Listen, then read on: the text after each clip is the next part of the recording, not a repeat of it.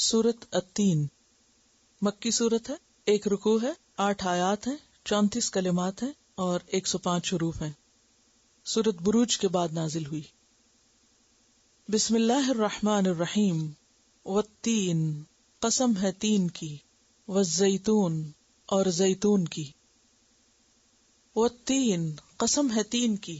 تین کیا ہوتا ہے؟ انجیر، تین انجیر کو کہتے ہیں۔ والزیتون، اور زیتون، دونوں ہی کھانے کی چیزیں ہیں اور دونوں کی قسم کھائی گئی۔ جس چیز کی قسم کھائی جاتی ہے اس چیز کی کچھ نہ کچھ اہمیت ہوتی۔ بعض لوگوں کا خیال ہے کہ کوئی اسلامک فوڈ نہیں ہوتی، تو بات یہ ہے کہ اسلامک فوڈ کی تو کوئی لسٹ نہیں دی گئی، لیکن جن فوڈز کا ذکر قرآن میں ہوا ہے ان کو اسلامی نہیں تو قرآنی فوڈ تو کہہ سکتے ہیں نا۔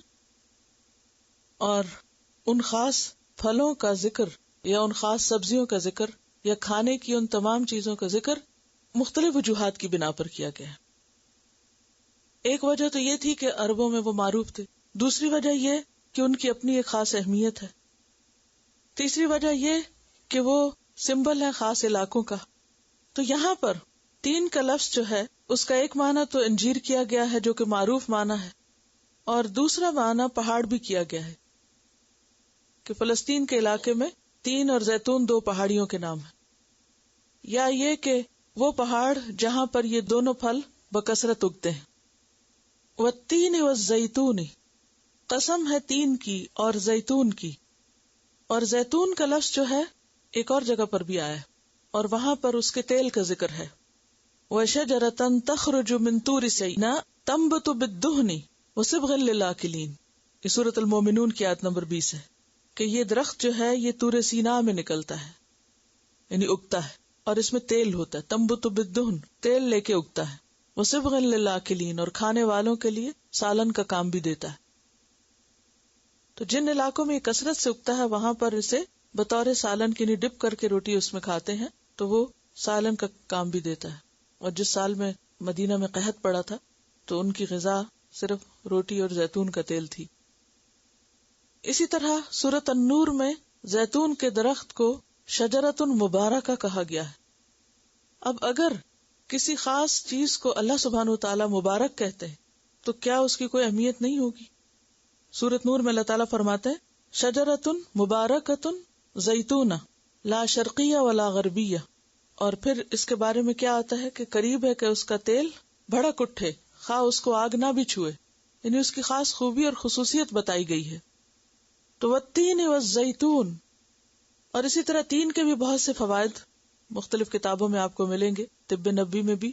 تو یہاں ان دو کا ذکر اس لیے بھی کیا گیا کہ جس علاقے میں یہ اگتے ہیں، میڈیٹرینین کا علاقہ اور فلسطین کا علاقہ، وہاں پر اللہ سبحانہ وتعالیٰ نے خاص برکتیں نازل کی تھی، جس کا ذکر قرآن مجید کی ایک اور آیت میں ملتا ہے، سبحان الذی اسری بعبدہ لیلا من المسجد الحرام الی المسجد الاقصی الذی بارکنا حولہ۔ بہت ویجیٹیشن اور گرینری اور سبزہ اور بے شمار بہترین قسم کے پھل اور سبزیاں وغیرہ اس علاقے میں پائی جاتی ہیں۔ اور عیسیٰ علیہ السلام کی پیدائش اور نبوت اور پھر تبلیغ کا علاقہ بھی وہی تھا، اور ان کے علاوہ بہت سے اور انبیاء بھی وہاں پر آئے، انبیاء کی سرزمین ہے وہ۔ تو یہاں اس کی طرف اللہ سبحانہ وتعالیٰ اشارہ کر رہے ہیں۔ وطور سینین، اور سینین کا طور، طور پہاڑ کا نام ہے، اور ایسا پہاڑ جہاں پر بہت گھنے درخت ہوں۔ اور سینین جو ہے اس کو دوسری جگہ سینا بھی کہا گیا، اسے سینائی بھی کہا جاتا ہے۔ تو سینائی کیا ہے؟ ایک پیننسیولا ہے جس میں طور کا پہاڑ واقع ہے، یعنی سینین کا طور، سینین کا علاقہ جہاں پر طور کا پہاڑ ہے، اس کی قسم۔ اور سینا اور سینین پھر ایک ہی چیز ہے۔ اس علاقے کی خاص خوبی کیا ہے؟ یہاں کیا ہوا تھا؟ موسیٰ علیہ السلام اللہ سبحانہ وتعالیٰ سے ہم کلام ہوئے تھے، وطور سینین، اور وہاں ان کو تورات بھی ملی تھی۔ اللہ تعالیٰ سے ملاقات کے لیے اور کلام کے لیے پھر حاضر ہوئے، اور جس علاقے میں یہ واقع ہے طور کا پہاڑ، اس کو ایک دوسری جگہ پر کیا کہا گیا؟ بقعۃ مبارکہ، مبارک علاقہ، یعنی جس طرح فلسطین کا علاقہ مبارک ہے اسی طرح یہ وادی بھی مبارک ہے، جس کو طوا بھی کہا جاتا ہے۔ انک بالوادی مقدسی طوا، اسے وادی مقدس بھی کہا گیا. وَهَذَا الْبَلَدِ الْأَمِينَ، اور یہ امن والا شہر. امین کا ایک معنی امانتی ہوتا ہے، لیکن یہاں مراد کیا ہے؟ امن والا، امن دینے والا فعیل کے وزن پر، یا پھر پر امن، یعنی جو پوری طرح امن والا ہے. وَهَذَا الْبَلَدِ الْأَمِينَ، اور یہ شہر جو بہت امن والا ہے. کس کی طرف اشارہ ہے؟ مکہ معظمہ کی طرف اشارہ ہے. قرآن پاک میں آتا ہے سورۃ آل عمران میں وَمَن دَخَلَهُ كَانَ آمِنًا. ایک اور جگہ آتا ہے وَلَمْ يَرَوْا أَنَّا جَعَلْنَا حَرَمًا آمِنًا وَيُتَخَطَّفُ النَّاسُ مِنْ حَوْلِهِمْ.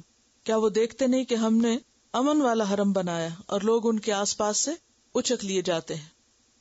اب ان تین مقامات کی قسمیں کھائی گئی، یعنی بیت المقدس کے علاقے کی، کوہ طور کے علاقے کی، اور حرم پاک کے علاقے کی یعنی خانہ کعبہ کے علاقے کی. ان تین چیزوں کی قسم کھا کر ایک بات کہی گئی ہے، اور وہ کیا ہے؟ لَقَدْ خَلَقْنَا الْإِنسَانَ فِي أَحْسَنِ تَقْوِيمٍ. البتہ تحقیق پیدا کیا ہم نے انسان کو بہترین ساخت پر. اور ان تین علاقوں میں اللہ کے بہترین پیغمبر آئے، بہترین انسان آئے. فلسطین ہو یا طور سینا ہو یا بلد الامین ہو. اور اس میں آپ دیکھیے کہ عیسیٰ علیہ السلام اور پھر ان کے فالوورز، موسیٰ علیہ السلام اور ان کے فالوورز، اور محمد صلی اللہ علیہ وسلم اور ان کے فالوورز، دنیا کے تین بڑے الہامی مذاہب جو ہیں وہ ان تین علاقوں سے نکلے ہیں. ان کی اصل یہ ہے، یا یہ تین علاقے ایسے ہیں کہ جہاں اللہ سبحانہ وتعالی نے انسانیت کی بھلائی کے لیے، انسانیت کی خیر و برکت کے لیے بہترین کام کیا، انسان کو ہدایت سے نوازا. اور یہ تین علاقے گواہ ہیں کہ اللہ نے انسان کو بہت عزت دی ہے، بہت بڑا شرف دیا ہے، بہت بڑا مقام دیا ہے. وَلَقَدْ كَرَّمْنَا بَنِي آدم، ہم نے بنی آدم کو عزت بخشی. اب یہ جو انسان ہے اس سے مراد جن سے انسان یعنی تمام انسان مراد ہے. اور احسن کس سے ہے؟ افعال کے وزن پر، یعنی سب سے زیادہ خوبصورت، سب سے اچھا. احسن تقویم، اور تقویم کا کیا مطلب ہوتا ہے؟ کسی چیز کو سیدھا کرنا. قوم یقوم تقویم، کہ اس میں افراط و تفریط نہیں، اس کی بہترین ساخت ہم نے بنائی، یعنی سیدھا کرنے کی سب سے درست حالت. یعنی انسان کو ایسا بنایا جیسا اسے ہونا چاہیے تھا، جیسا اس کے ٹھیک ہونے کا حق ہے. کیونکہ تقویم کا مطلب ہوتا ہے کسی چیز کو ایسا سیدھا کرنا جیسے سیدھا اس کو ہونا چاہیے، یا جتنا سیدھا اس کو ہونا چاہیے. تو اللہ سبحانہ تعالیٰ نے بھی انسان کی ہر چیز کو اتنا اچھا بنایا کہ وہ ویسی ہے جیسے اس کو ہونا چاہیے. مثلا یعنی اس کی بیلنس ہے، اعتدال ہے، جس کا ذکر کثرت سے پچھلی صورتوں میں گزرا ہے. نفس وما سواہا، اور پھر فخلق فسوا، یعنی بہترین حالت پر انسان کو پیدا کیا. تو فی احسن تقویم. اور یہ جو احسن تقویم ہے یہ جسمانی طور پر بھی ہے، ذہنی طور پر بھی ہے، اور پھر کیا تقاضا کیا گیا ہے کہ اخلاقی اور روحانی طور پر بھی وہ ویسا ہی ہو جیسے اسے ہونا چاہیے. لقد خلقنا الانسان فی احسن تقویم. اب جس رب نے انسان کو اتنے بہترین حال پہ پیدا کیا، اس انسان کو پھر کیا کرنا چاہیے؟ وہ کام کرنے چاہیے کہ جو اس کی عزت افزائی کا سبب ہو. لقد خلقنا الانسان فی احسن تقویم ثم رددناہ، پھر ہم نے اس کو پھیر دیا، بدل کر اس کو بنا دیا. رد یرد کا کیا مطلب ہوتا ہے؟ واپس لوٹانا، رد کرنا، ریجیکٹ کرنا بھی اسی سے ہے.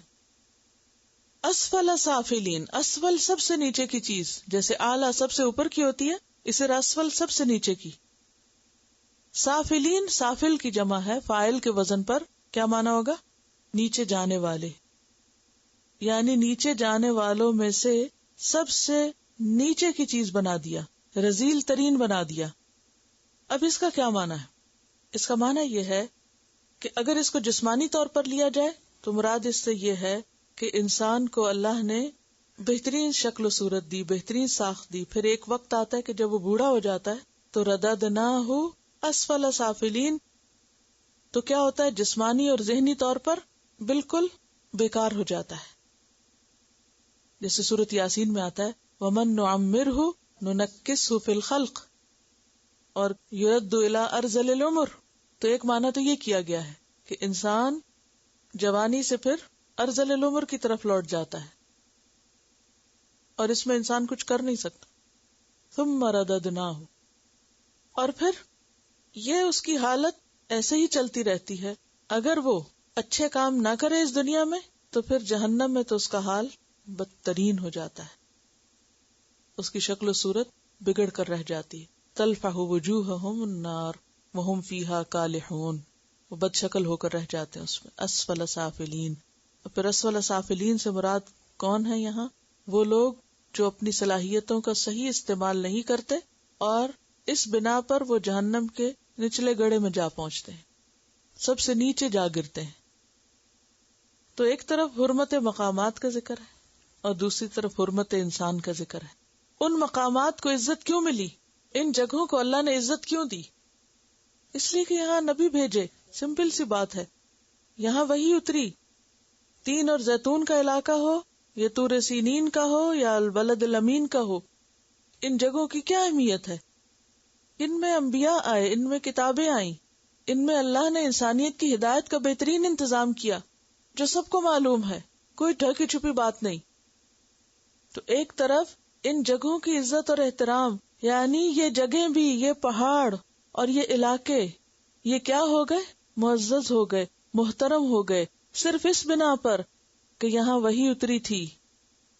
دوسری طرف حرمت انسان کا ذکر کیا تو انسان بھی معزز کب ہوتا ہے؟ جب اللہ کا بندہ بنتا ہے، جب اس وحی کو قبول کرتا ہے، اس وحی کی قدر کرتا ہے، اس ہدایت کو قبول کرتا ہے، اس ہدایت پر عمل کرتا ہے، بنا کچھ ریلیشن شپ.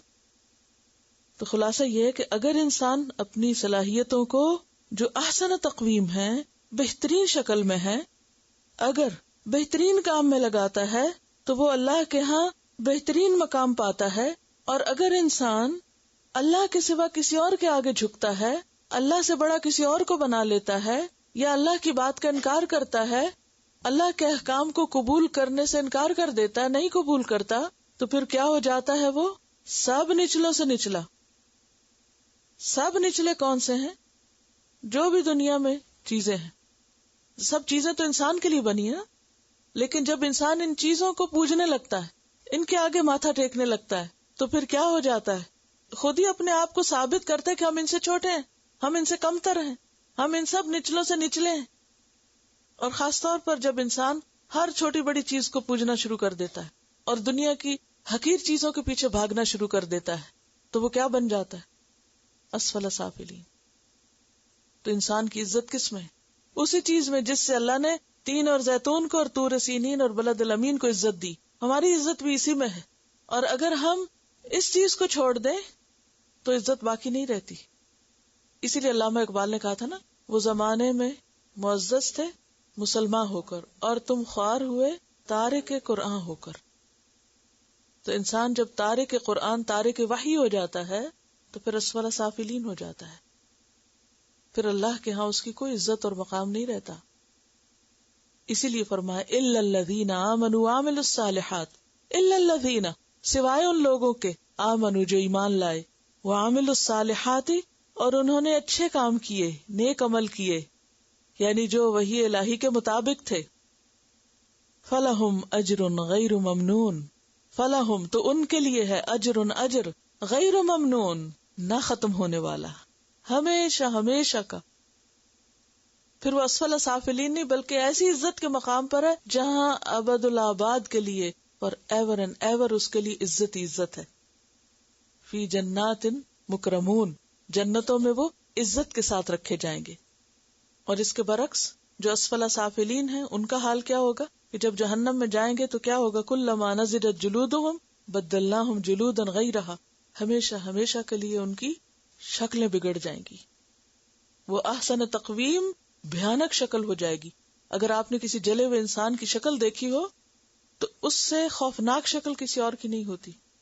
شاید کسی جانور کی بھی ایسی خوفناک شکل نہ ہو کہ جس طرح انسان کی جلنے کے بعد شکل ہوتی ہے. تو اگر ایک طرف انسان احسن تقویم سے کیا بن جاتا ہے؟ اسفل سافلین بن جاتا ہے، اور دوسری طرف ایمان اور عمل صالح کے ذریعے دن بدن خوبصورت سے خوبصورت ہوتا چلا جاتا ہے، کیونکہ اہل جنت جب اللہ تعالیٰ کا دیدار کریں گے تو ان کے حسن میں اضافہ ہوتا چلا جائے گا اور وہ ان کے درجے بلند سے بلند ہوتے چلے جائیں گے. فَلَهُمْ أَجْرٌ غَيْرُ مَمْنُونَ، ان کا اجر ختم ہونے کا ہی نہیں.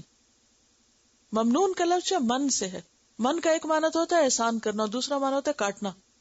تو غیر ممنون یعنی غیر منقطع، کبھی نہ ختم ہونے والا، اور ان کا اجر بھی کبھی نہ ختم ہونے والا، کبھی ختم ہونے والا نہیں. سورۃ الرعد میں آتا ہے اکلھا دائم وظلھا، اس کے پھل اور سائے دائمی ہیں. تلک عقبی الذین اتقوا، یہ ہے انجام ان لوگوں کا جنہوں نے تقوی اختیار کیا. اور تقوی والے ہی دراصل کیا ہے؟ ان اکرمکم عند اللہ اتقاکم. تو یہ سارے دلائل سن کے فما یکذبک بعد بالدین، فما تو کیا چیز ہے، یکذبک جھٹلاتا ہے تجھ کو، بعد اس کے بعد بھی، بالدین دین کو، یعنی وہ کون سی چیز ہے جس کی بنا پر تو اس کے بعد بھی دین کو جھٹلاتا ہے. ان ساری باتوں کو سن کر پھر بھی تو اللہ کے احکام کیوں جھٹلاتا ہے؟ یعنی عزت کی وجہ بھی بتا دی گئی اور انجام بھی عزت والوں کا بتا دیا گیا، اس کے بعد بھی تمہیں یقین نہیں آتا. اب یہاں پر دو چیزیں ذرا سمجھ لیجئے تو پھر معنی اور بھی آسان ہو جائے گا سمجھنا. ماں کا ایک مطلب کیا ہوتا ہے، کیا چیز، اور دوسرا معنی ہوتا ہے کون. اور کا سے مراد یکذبک، کا سے مراد یا تو رسول اللہ صلی اللہ علیہ وسلم یا پھر عام انسان. اب آپ دیکھیے کہ اگر اس سے مراد عام انسان ہو جس کا پیچھے ذکر ہو رہا ہے لقد خلقنا الانسان فی احسن تقویم، تو معنی کیسے بنے گا؟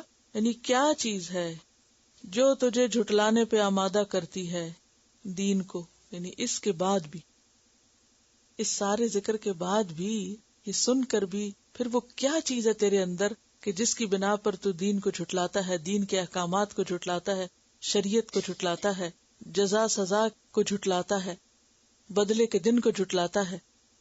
اور دوسرا معنی کیسے ہوگا کہ کا سے مراد یہاں رسول اللہ صلی اللہ علیہ وسلم، اور ماں سے مراد کون، یعنی کون تجھے جھٹلائے گا اس کے بعد بھی دین کے معاملے میں یا آخرت کے معاملے میں. یعنی جس نے یہ سب کچھ پڑھ لیا، جان لیا، یہ سن لیا، وہ سن کر پھر تجھے جھٹلائے گا یا روز جزا کو جھٹلائے گا یا جزا سزا کو نہیں مانے گا. اور اگر پھر بھی نہیں مانتا تو نہ مانے. الیس اللہ باحکم الحاکمین، الیس کیا نہیں ہے اللہ اللہ باحکم سب سے زیادہ فیصلہ کرنے والا، حکم کرنے والا یا سب سے بہتر حکم کرنے والا، الحاکمین حاکموں میں سے، حاکم کی جمع، کیا سب فیصلہ کرنے والوں میں سے بہترین فیصلہ کرنے والا اللہ نہیں ہے؟ یعنی ہے. نبی صلی اللہ علیہ وسلم اس کا جواب دیتے تھے سبحانک اللہم فبلا، اور ہمیں بھی کیا کہنا چاہیے؟ بلا وانا ذالک من الشاہدین، کہ ایسا ہی ہے، اللہ ہی سب سے بڑھ کر سب سے بہترین فیصلہ کرے گا، اور اللہ کے فیصلے انصاف پر مبنی ہوں گے، حق پر مبنی ہوں گے. سورۃ صاد میں آتا ہے ام نجعل الذین آمنوا وعملوا الصالحات کالمفسدین فی الارض ام نجعل المتقین کالفجار، کیا ہم ایمان لا کر عمل کرنے والوں کو ان کی طرح کر دیں گے جو زمین میں فساد کر رہے ہیں، یا متقین کو فجار کی طرح کر دیں گے؟ یہ نہیں ہو سکتا. تو اللہ تعالیٰ بہترین فیصلہ کرنے والا ہے، اور وہ قیامت کے دن ماننے والوں کو، عمل کرنے والوں کو بہترین جزا سے نوازے گا جس کا سلسلہ کبھی ختم نہ ہوگا. اگر کوئی نہیں مانتا تو وہ اپنا نقصان کر رہا ہے، ورنہ حق اگر آج اس کو نظر نہیں آ رہا تو کل تو نظر آ جائے گا جب وہ اللہ کی عدالت میں کھڑا ہوگا اور اللہ اس کو فیصلہ کر کے بتائے گا کہ صحیح کیا تھا اور غلط کیا ہے. تلاوت. بسم اللہ الرحمن الرحیم والتین والزیتون وطور سینین وهذا البلد الأمین لقد خلقنا الإنسان في أحسن تقويم ثم رددناه أسفل سافلين إلا الذين آمنوا وعملوا الصالحات فلهم أجر غير ممنون فما يكذبك بعد بالدين أليس الله بأحكم الحاكمين.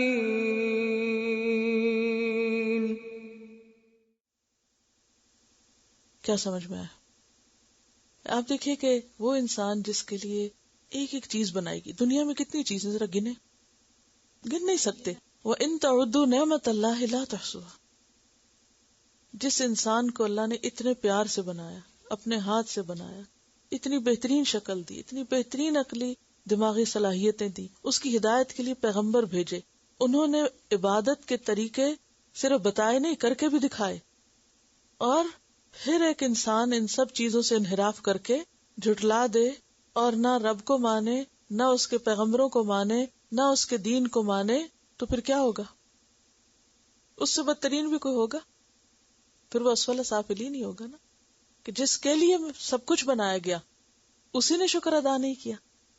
اگر انسان شکر کے لیے سجدے میں پڑا رہے ساری زندگی بھی تو شکر ادا نہیں ہو سکتا. کہاں یہ کہ انسان اکڑ کر اس کو جھٹلا دے اور کہ میں تجھی کو نہیں مانتا جس نے سب کچھ بنایا میرے لیے، یا تیری باتیں نہیں مانتا. تو ایسے انسان کی تو پھر یہی سزا ہونی چاہیے کہ ہمیشہ کے لیے اس کو باڑ خانے میں پڑا رہے. جتنی بھی کریشن ہے ان کی شکل و صورت دیکھیں اور انسان کی دیکھیں، اور پھر اگر کوئی چیزیں بظاہر وقتی طور پر خوبصورت نظر بھی آتی ہیں تو ان کے اندر عقل سمجھ نہیں ہے. انسان کو جو چیز خوبصورت بناتی ہے وہ اس کی سمجھ، انڈرسٹینڈنگ ہے، اس کا دیکھنا، بولنا، سننا.